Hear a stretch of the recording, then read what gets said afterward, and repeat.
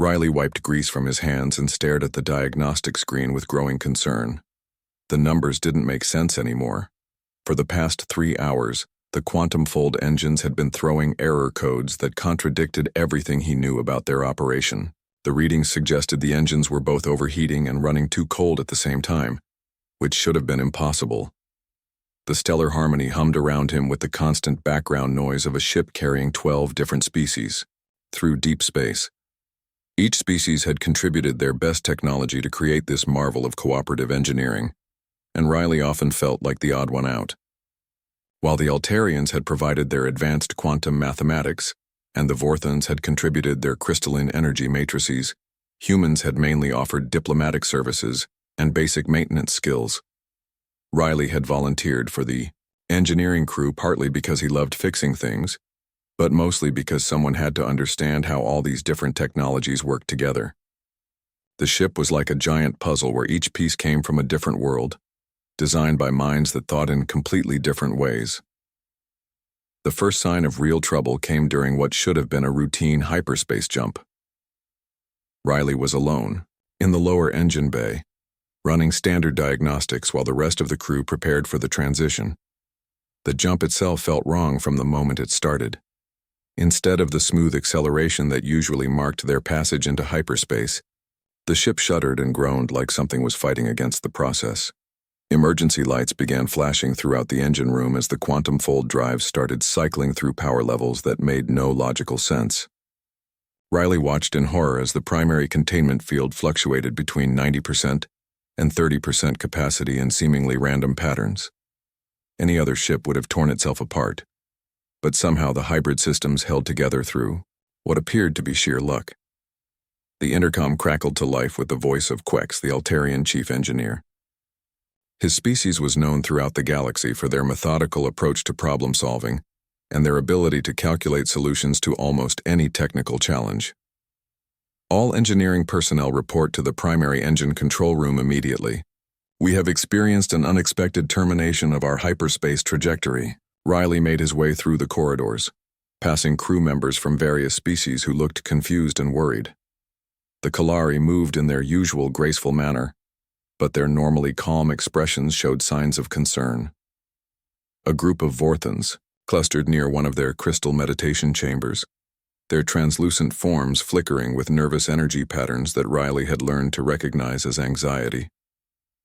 When he reached the main engineering section, Riley found chaos barely contained. Behind a veneer of professional competence, Quex stood in the center of the room, his tall, thin frame bent over a holographic display that showed the ship's current status. His large, multifaceted eyes reflected the red warning lights that seemed to be everywhere. "The situation is unprecedented," Quex announced as the engineering team gathered around him.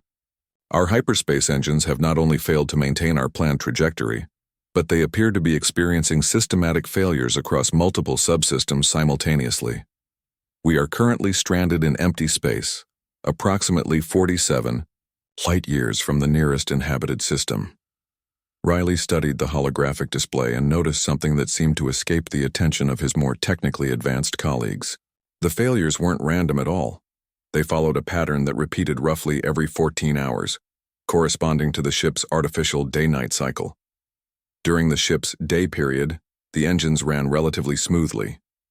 But as the lighting dimmed and most of the crew entered their rest cycles, the problems multiplied. Zara, one of the Vorthon engineers, spoke in her melodious voice that always reminded Riley of wind chimes. "Our preliminary analysis suggests that the quantum fold matrix is rejecting the harmonic frequencies generated by our crystalline power cores. However, the mathematical models indicate this should be impossible given our current configuration." Riley raised his hand tentatively. Among this group of beings whose species had been traveling between stars for thousands of years, he often felt like a child trying to contribute to adult conversations. "I might be wrong, but has anyone noticed that these problems seem to get worse during our night cycles?" Quex turned his attention to Riley with the patience of someone explaining something obvious to a student. "The correlation you observe is coincidental. Our diagnostic systems show no significant variation in engine performance that corresponds to the ship's lighting schedule." But what if your diagnostic systems aren't designed to detect the kind of variations that matter? Riley asked, knowing he was probably overstepping his bounds. I mean, all of our species have different ways of sensing and measuring things.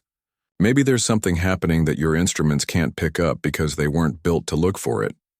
Dr. Vren, the ship's medical officer, joined the conversation with his characteristic analytical tone. The human raises an interesting point about sensory limitations, though I suspect the correlation he observes is more likely due to confirmation bias than actual causation. Riley felt his face flush with embarrassment, but he couldn't shake the feeling that he was right about the timing. Throughout his career, he had learned to trust his instincts about mechanical problems, even when the data suggested otherwise. There was something about the way the engines sounded different during the night cycles, a subtle change in their harmonic frequency that his colleagues' sophisticated instruments apparently couldn't detect. The meeting continued for another 2 hours as the various species engineers proposed increasingly complex solutions based on their advanced theoretical knowledge. The Altarians suggested recalibrating the quantum fold matrix using higher dimensional mathematics. The Vorthons proposed replacing the crystalline power cores with backup units that might be more compatible. The aquatic Neph delegation, participating through their environmental suits, recommended flooding the engine compartments with their specialized coolant to stabilize the temperature fluctuations. Each proposal was methodically analyzed, and ultimately rejected when the simulations showed that the changes would likely make the problems worse rather than better. As the hours passed, Riley could see the frustration building among his colleagues. These were beings whose species had conquered the challenges of interstellar travel millennia before humans had even developed written language, and they were being defeated by what appeared to be a simple mechanical malfunction. As the discussion wound down without reaching any conclusions, Riley made a decision that would change everything. I'd like permission to monitor the engines continuously through the next few day-night cycles. I know it sounds simple, but I think there's something happening that we're only seeing part of because we're not watching when it actually occurs. The request was met with polite skepticism. Continuous monitoring meant staying awake and alert for days at a time, something that was physically impossible for most of the species represented in the room. Their biology required specific rest periods that couldn't be ignored without causing serious damage to their health and cognitive abilities. Quex considered the proposal with the thoroughness that characterized his species. While I appreciate your dedication, such an undertaking would be both unnecessary and potentially harmful. Our automated systems provide complete monitoring capabilities, and sleep deprivation would impair your judgment precisely when clear. Thinking is most critical. Riley nodded, understanding their concerns but unable to shake his conviction that he was right about the timing. As the meeting broke up and the various engineers returned to their stations, he remained behind, staring at the diagnostic displays and listening to the subtle sounds of the engines that surrounded them. Somewhere in the rhythm of those massive machines was the answer to their problem. He just had to figure out how to prove it to beings whose approach to problem-solving was fundamentally different from his own. The ship continued its slow drift through empty space, and with each passing hour, their situation became more desperate. But Riley had an idea forming in his mind, one that would require him to push the limits of human endurance in ways that would horrify his alien colleagues. The ship's artificial dawn brought no relief to the crisis. Riley had spent the night in the engine room, officially running maintenance checks but actually listening to the subtle changes in the quantum fold drives that seemed to escape everyone else's attention. As the lighting gradually brightened to simulate morning, he noticed the engines settling into a more stable rhythm, just as he had predicted. Quex arrived for his shift looking as composed as always, despite what Riley assumed had been a sleepless night for the Altarian chief engineer. His species required exactly 8 hours of stasis every 14 hours, a biological necessity that couldn't be ignored without severe consequences. The precision of their rest schedule was as rigid as their approach to problem-solving. Have you observed any significant changes during the night cycle? Quex asked, reviewing the automated diagnostic logs on his personal display device. Riley pointed to a series of minor fluctuations that the ship's computers had classified as normal, operational variants. Look at these power distribution curves. They're subtle, but they show a pattern that matches what I heard last night. The engines are trying to compensate for something that only happens when most of the crew is resting. Before Quex could respond, Zara arrived with two other Vorthan engineers, their crystalline forms already showing signs of fatigue. Her species needed exposure to specific light wavelengths during their active periods, and the ship's night cycle left them drained and sluggish. They moved with less of their usual fluid grace, and their internal light patterns were dim and erratic. The harmonic resonance analysis from last night confirms our worst fears, Zara announced, her musical voice lacking its usual melodic quality. The quantum fold matrix is becoming increasingly unstable. Our projections suggest complete system failure within 72 hours if current trends continue. Dr. Vren joined the group, having just completed his morning medical rounds. His aquatic species required lengthy periods in pressurized chambers that simulated their homeworld's deep ocean environment. The necessity of these pressure cycles meant that the NEF were effectively offline for nearly 10 hours out of every 24, unable to participate in emergency repairs during their physiological downtime. I have reviewed the crew's biological requirements and identified a significant problem, Dr. Vren reported with clinical precision. The nature of this crisis requires continuous monitoring and intervention, but our various species' rest cycles create gaps in coverage that could prove catastrophic. Riley saw his opportunity and took it. That's exactly why I think we need someone to stay with the engines around the clock, not just monitoring through computers, but actually present to, make manual adjustments when the automated systems can't keep up. The suggestion was met with immediate concern from all three alien engineers. Quex tilted his head in the way that indicated he was accessing his species' vast databases of physiological knowledge. Continuous operation for the duration you suggest would require approximately 72 hours without rest. Such deprivation would cause irreversible cognitive damage to most species. It would kill a Vorthon outright, Zara added with a shudder that sent ripples of dim light through her crystalline form. Our neural networks require regular dormancy periods to prevent cascade failures. Even 24 hours without proper rest cycles would leave us unable to function rationally. Dr. Vren was equally alarmed by the proposal. For my species, extended periods outside our pressure chambers result in cellular degradation that can become fatal. We are simply not equipped for marathon maintenance sessions. Riley had expected this reaction, but he had also done his research on human physiology compared to the other species aboard the ship. Humans are different. We can function without sleep for extended periods. Not optimally, and there are consequences, but we won't die from it. And more importantly, we won't lose our ability to make intuitive decisions when formal logic stops working. The three alien engineers exchanged glances that conveyed volumes of unspoken communication. They had learned to respect human adaptability during their months of working together, but this proposal pushed beyond anything they had previously witnessed. Quex spoke first, his tone reflecting the careful analysis that characterized his species. While humans do appear to have unusual endurance capabilities, the margin for error in this situation is non-existent. Engine failure would leave us stranded permanently, with no possibility of rescue given our current location. Which is exactly why we need to try something different, Riley pressed. Your approaches are logical and methodical, and they would work perfectly under normal circumstances. But these aren't normal circumstances.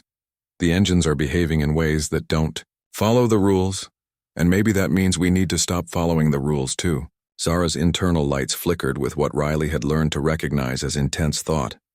You are suggesting that human irrationality might be an advantage in dealing with irrational system behavior. I'm suggesting that sometimes you need to feel your way through a problem instead of thinking your way through it, Riley replied. When I listen to the engines, I can hear things that aren't showing up on your instruments. When I work on them, I can sense changes that happen too subtly or too quickly for automated systems to detect. Dr. Vren raised a concern that had been troubling him since the crisis began. Even if we accept that humans can survive extended sleep deprivation, what happens if you make mistakes while impaired? The consequences of incorrect engine adjustments could be far worse than continued system degradation, Riley had thought about this extensively during his night in the engine room. The way I see it, we have two choices. We can continue trying to solve this problem during your optimal working hours, using methods that haven't worked so far. Or, we can try something that might work even if it's risky. The discussion was interrupted by an announcement from the bridge. Thex, the ship's Kalari captain, requested all senior engineering staff for an emergency briefing. The Kalari were natural, diplomats skilled at finding common ground between different species and perspectives. If anyone could evaluate Riley's unconventional proposal objectively, it would be Thex. They made their way to the bridge, where Thex waited with the calm demeanor that had made her species invaluable in interstellar negotiations. Her large, expressive eyes took in the group with the kind of assessment that missed nothing important. I have reviewed the engineering reports and consulted with specialists from our homeworlds via quantum communication, Thex began. The consensus is that our current approach is insufficient to resolve the crisis within our available timeframe. She paused, studying each face in the room before continuing. I have also reviewed Riley's proposal for continuous engine monitoring. While unconventional, it represents our best chance of identifying the root cause of these failures. Quek stepped forward with obvious reluctance. Captain, I must formally object to this course of action. The risks to Riley's health and safety are considerable, and the potential for critical errors increases significantly with sleep deprivation. Your concerns are noted and appreciated, Thex replied. However, I have also consulted the ship's database on human physiology and crisis performance. Humans appear to possess unusual capabilities for functioning under extreme stress and deprivation. More importantly, they seem to excel at finding unconventional solutions when traditional methods fail. Riley felt a surge of gratitude toward the captain, but also a growing awareness of the enormous responsibility he was taking on. If he failed, the ship and everyone aboard would be stranded indefinitely in empty space, with no hope of rescue. Dr. Vren spoke up with medical authority. If we proceed with this plan, I insist on continuous health monitoring. At the first sign of dangerous impairment, the experiment must be terminated. Zara added her own condition. And I request permission to observe the humans' problem-solving methods. If this approach succeeds, we need to understand how it works so we can learn from it. Thex nodded approval. Very well. Riley, you have authorization to attempt continuous engine monitoring for up to 72 hours. Dr. Vren will track your medical status, and Zara will document your methods for future reference. As the meeting concluded, and the various officers returned to their duties, Riley felt the weight of the entire ship's fate settling on his shoulders. He had convinced them to let him try, but now he had to prove that human stubbornness and intuition could succeed where advanced alien science had failed. The next 72 hours would test the limits of human endurance and determine whether the diverse crew of the Stellar Harmony would ever see home again. Riley stood in the main engine bay as the ship's artificial evening began, watching the lighting slowly dim to simulate sunset. This would be the start of his 72-hour vigil, and he could feel the weight of responsibility settling on his shoulders like a heavy blanket. Around him, the quantum fold drives hummed with their usual daytime stability, but he knew that would change soon. Dr. Vren had fitted him with a comprehensive medical monitoring system that would track everything, from his heart rate to his brain activity. The Neph physician had made it clear that any sign of dangerous deterioration would result in immediate termination of the experiment, regardless of the consequences for the ship. Initial baseline readings are within normal human parameters, Dr. Vren reported through the communication system. However, I must emphasize that we have no previous data on human performance during extended crisis situations of this duration. Zara had positioned herself in an observation alcove where she could watch Riley work without interfering. Her crystalline form glowed with the steady light patterns that indicated focused attention, and she had brought recording equipment to document whatever unconventional methods Riley might employ. I am particularly interested in how human intuition translates into practical engineering decisions, Zara explained. Our species relies heavily on mathematical modeling and predictive algorithms, but your approach appears to incorporate variables that cannot be quantified. Riley nodded, though he wasn't entirely sure how to explain his methods to beings who thought in terms of precise calculations and logical sequences. I guess it's like learning to play music. You start with the technical rules, but eventually you have to feel the rhythm and respond to what the instrument is telling you. As the lighting continued to dim, Riley began to notice the subtle changes he had detected during his previous observations.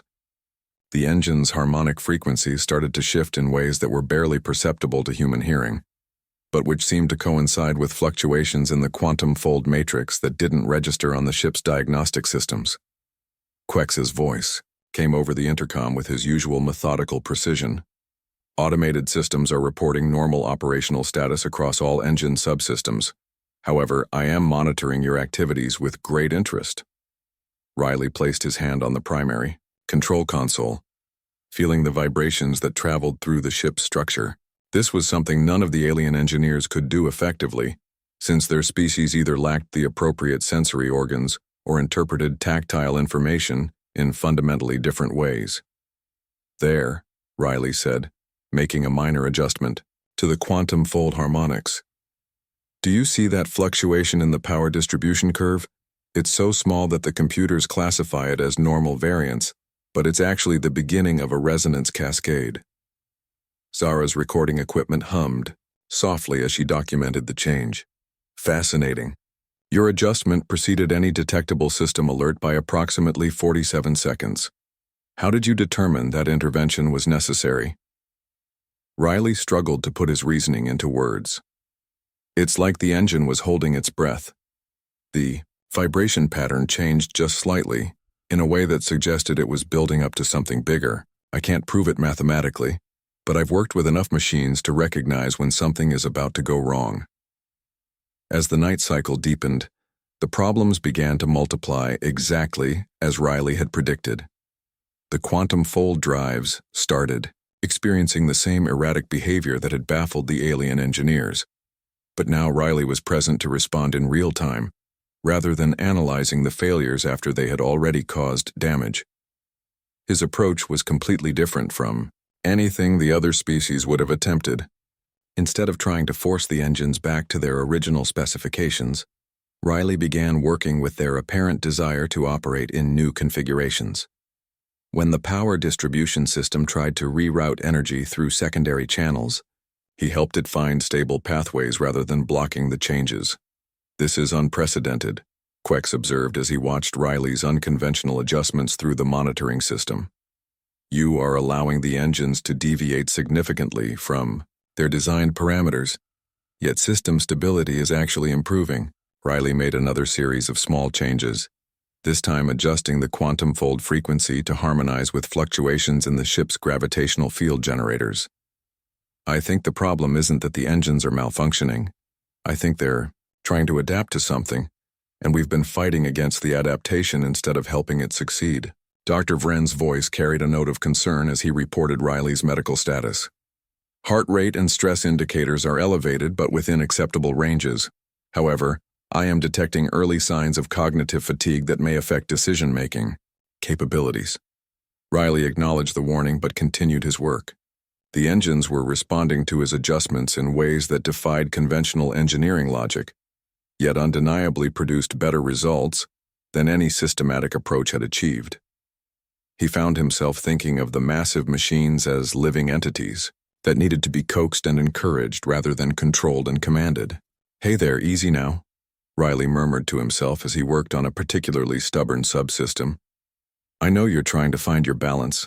Let's see if we can help you get there. Zara's internal lights flickered with what Riley had learned to recognize as amazement. Are you actually communicating with the engines as if they were sentient beings? Riley felt his face flush with embarrassment. It's just a way of thinking about the problem. When you treat a machine like it has intentions and preferences, you start noticing things that purely analytical approaches might miss. As the hours passed, Riley began to develop an almost supernatural awareness of the ship's condition. He could sense problems developing long before they showed up on diagnostic systems, and his interventions became increasingly precise and effective.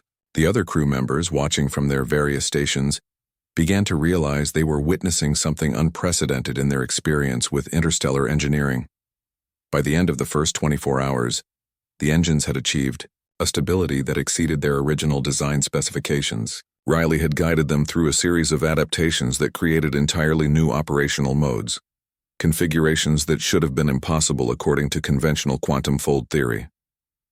Status report, Captain Thex requested as the ship's second artificial dawn began.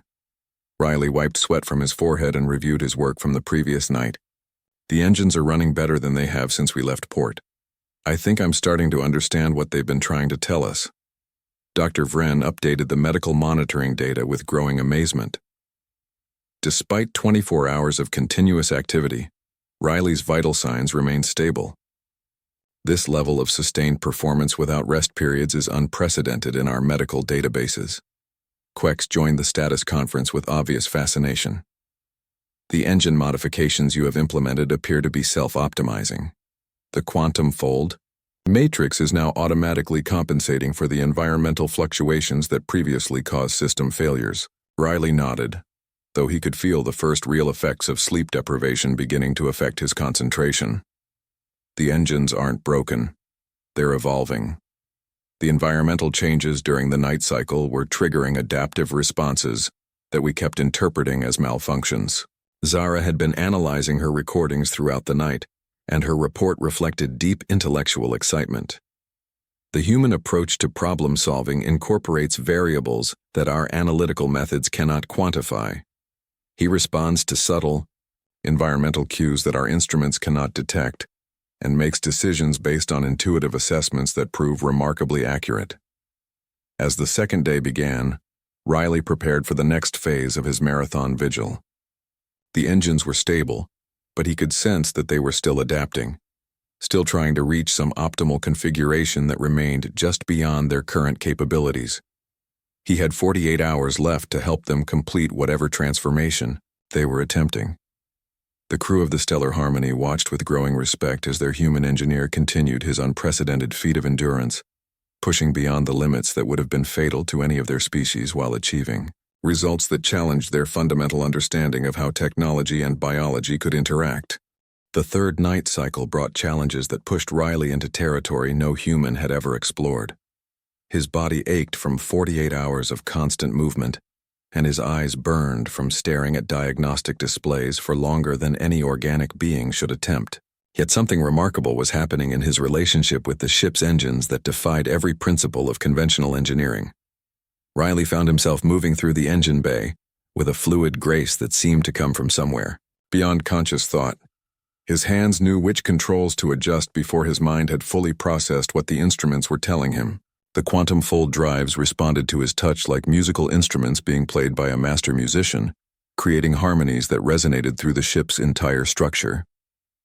Dr. Vren monitored the medical readouts with growing amazement and concern. Neurological activity patterns are unlike anything in our databases. Riley appears to be entering a state that combines extreme fatigue with heightened sensory awareness. This should be impossible, according to known human physiology. Zara had abandoned her observation post and moved closer to document what she was witnessing. Her crystalline form pulsed with excitement as she recorded Riley's increasingly intuitive approach to engine maintenance. He is no longer consulting diagnostic displays or following systematic procedures.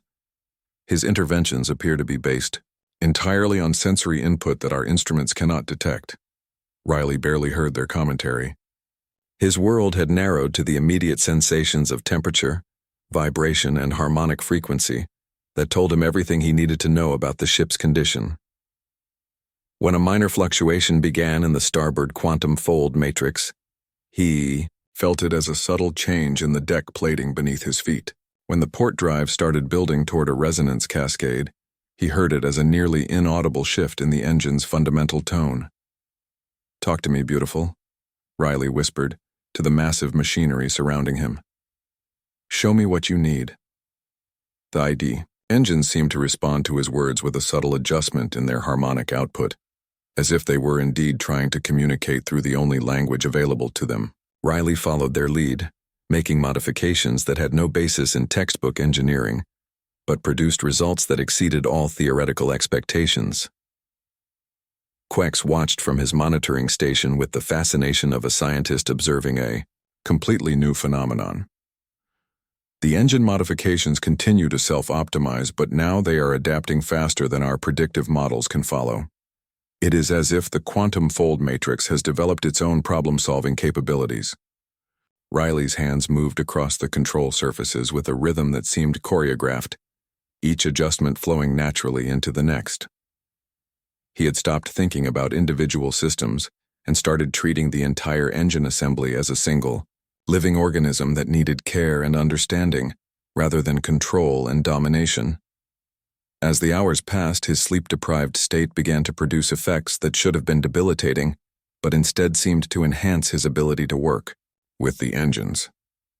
Hallucinations began to creep into his perception, but rather than confusing him, they provided additional information about the ship's condition that his rational mind could never have processed. He began to see the flow of energy through the quantum fold matrix as streams of colored light that indicated the health and efficiency of each subsystem. Problems appeared as dark spots or irregular patterns that needed to be smoothed out through careful adjustments. The entire ship became visible to him as a vast network of interconnected systems, each one affecting all the others in ways that could only be understood through intuition rather than analysis. 60 hours elapsed, Dr. Vren reported with clinical amazement. All vital signs remained stable despite sustained activity levels that should have resulted in complete system failure. The human appears to be operating in a state that we have no equivalent for in our medical understanding. Riley found a critical problem developing in the quantum fold harmonic stabilizers, a subsystem that none of the alien engineers had been able to optimize despite weeks of effort. Instead of approaching it as a technical challenge, he listened to what the engines were trying to tell him about their needs and preferences. The solution came to him not as a logical deduction, but as a sudden understanding of what the engines wanted to become. They weren't trying to maintain their original configuration at all. They were attempting to evolve into something completely new, a hybrid system that combined the best features of all the different alien technologies aboard the ship. Riley began making modifications that would have horrified any rational engineer. He allowed the Altarian quantum mathematics to merge with the Vorthon crystalline matrices in ways that created entirely new operational parameters. He integrated the NEF cooling systems with the human-designed backup protocols to produce efficiency levels that exceeded anything in the galactic engineering databases. "This is extraordinary," Zara announced as she watched Riley work. "He is creating hybrid configurations that should be incompatible according to our understanding of quantum fold theory. Yet they are producing optimal performance across all measured parameters." The ship's engines began to sing with a harmony that none of the crew had ever heard before. The quantum fold drives achieved a perfect synchronization that eliminated the subtle vibrations and irregularities that had plagued the ship since its construction. Energy flowed through the system with an efficiency that approached theoretical maximums while maintaining stability that exceeded all design specifications. Riley felt the ship respond to his modifications like a living creature stretching and finding its balance after a long period of discomfort. The engines settled into their new configuration with what could only be described as contentment, humming with the satisfaction of finally being allowed to reach their full potential. As the third day dawned, Riley stood in the center of the engine bay, swaying slightly from exhaustion but still maintaining his vigilant watch over the ship's mechanical heart.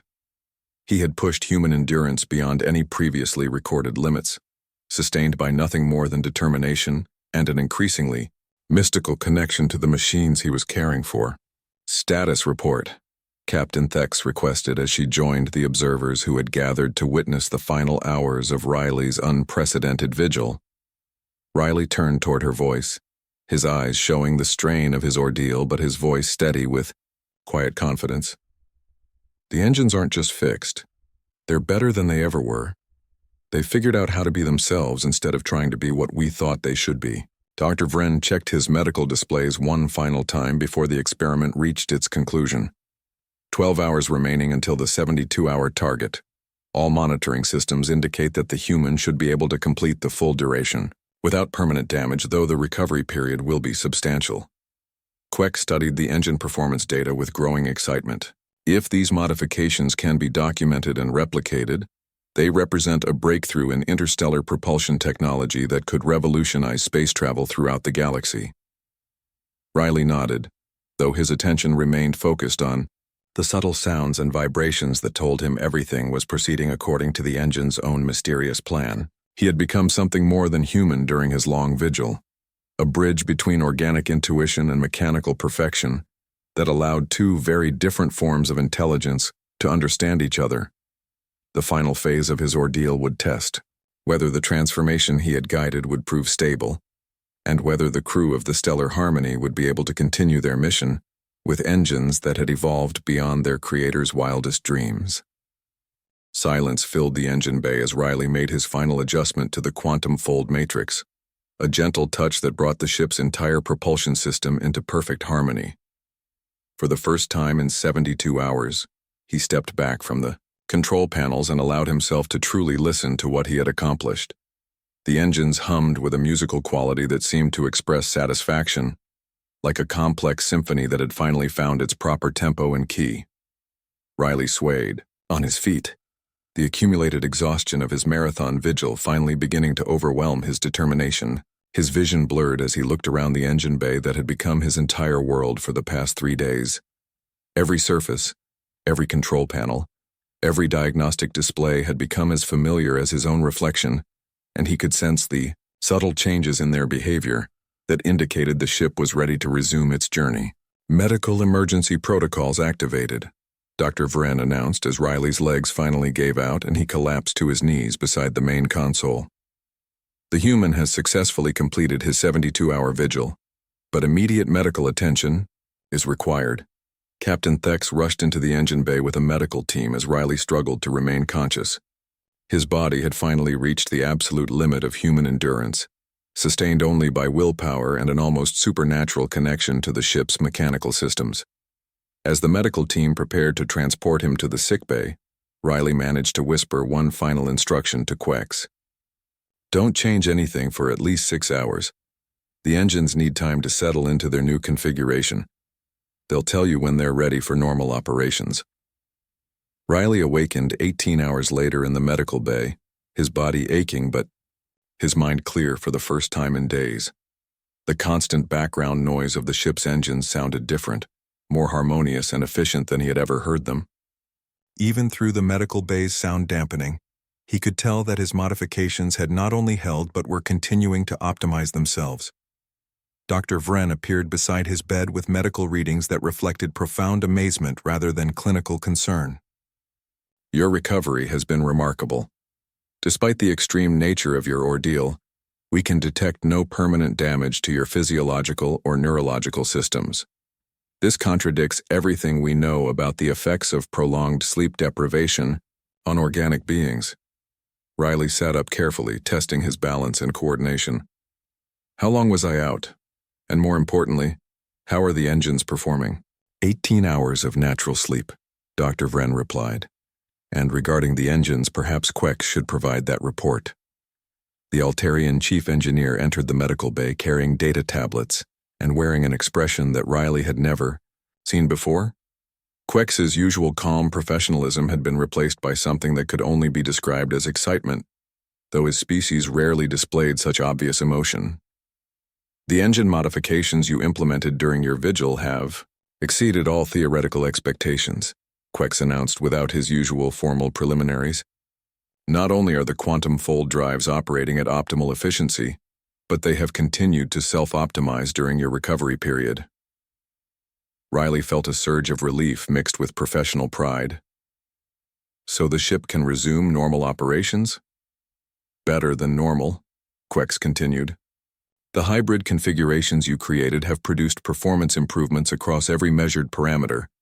Energy efficiency has increased by 37%, propulsion stability has improved by over 50%, and the system's ability to adapt to environmental changes has been enhanced beyond anything in our engineering databases. Zara entered the medical bay with her characteristic musical grace, her crystalline form glowing with patterns that indicated intense intellectual excitement.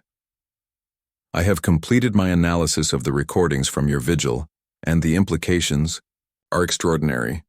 You have demonstrated problem-solving capabilities that challenge our fundamental assumptions about the nature of intelligence and intuition. Riley shifted uncomfortably under the attention of his colleagues. I just listened to what the engines were trying to tell me. It wasn't really that complicated once you stop thinking of them as machines and start thinking of them as partners. That perspective represents a paradigm shift that could revolutionize our approach to technology, Quex observed. Rather than forcing systems to conform to predetermined specifications, your method allows them to find their own optimal configurations through guided evolution. Captain Thex joined the gathering with news that elevated Riley's personal achievement to something of galactic significance. I have transmitted a preliminary report of your success to the Interstellar Engineering Council. They are requesting detailed documentation of your methods and permission to study the engine modifications for potential implementation across the fleet. Riley felt overwhelmed by the implications of what had started as a simple attempt to solve a mechanical problem. I'm not sure my methods can be taught the way regular engineering is taught. A lot of it was just instinct and feeling, things that might not work the same way for other species. Dr. Vren consulted his medical data with the thoroughness that characterized his species. Your achievement demonstrates that human physiology possesses capabilities that we had not previously recognized or appreciated. The ability to function effectively under extreme stress while maintaining intuitive problem-solving skills appears to be a uniquely human advantage. Zara's internal lights pulsed with the patterns that indicated deep thought. Perhaps the key is not to teach other species to replicate human methods, but to learn how different species' capabilities can complement each other in unprecedented ways. Over the following days, as Riley returned to normal duties and the ship resumed its scientific mission, the implications of his achievement continued to unfold. The engine modifications proved stable and reliable, maintaining their enhanced performance while requiring less maintenance than the original systems had demanded. More importantly, the hybrid configurations demonstrated an ability to adapt to changing conditions that made the ship more resilient and efficient than any vessel in the galactic fleet. The diverse crew of the Stellar Harmony began developing new approaches to problem-solving that combined their species' different strengths, rather than simply pooling their knowledge. Altarian mathematical precision guided human intuitive leaps, while Vorthan energy manipulation techniques enhanced Neph cooling systems in ways that created entirely new technological possibilities. Riley found himself in the unexpected position of being consulted by engineers from across the galaxy who wanted to understand how intuitive approaches could be integrated with systematic analysis. His methods couldn't be reduced to formulas or procedures, but they could be demonstrated and adapted by individuals willing to abandon rigid thinking in favor of flexible responsiveness. Months later, as the Stellar Harmony continued its mission, with engines that had become legendary throughout the galactic community, Riley reflected on the changes that had emerged from his 72-hour vigil. The crisis that had threatened to strand them permanently had instead become the catalyst for a new understanding of how different forms of intelligence could work together. The ship's engines continued to evolve and optimize themselves, guided by the hybrid configurations that Riley had helped them discover. They had become more than the sum of their parts, a technological organism that combined the best features of multiple species engineering approaches while maintaining the flexibility to adapt to new challenges. When younger crew members asked Riley to explain his methods, he usually smiled and offered the same advice that had guided him through the most challenging period of his career.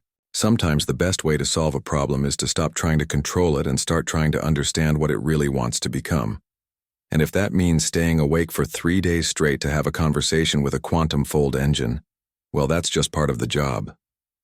The Stellar Harmony sailed on through the cosmos, powered by engines that sang with the harmony of diverse technologies working together, a testament to the idea that the greatest achievements come not from any single species' capabilities, but from the courage to push beyond established limits and discover what becomes possible when different forms of intelligence learn to dance together in the darkness between the stars.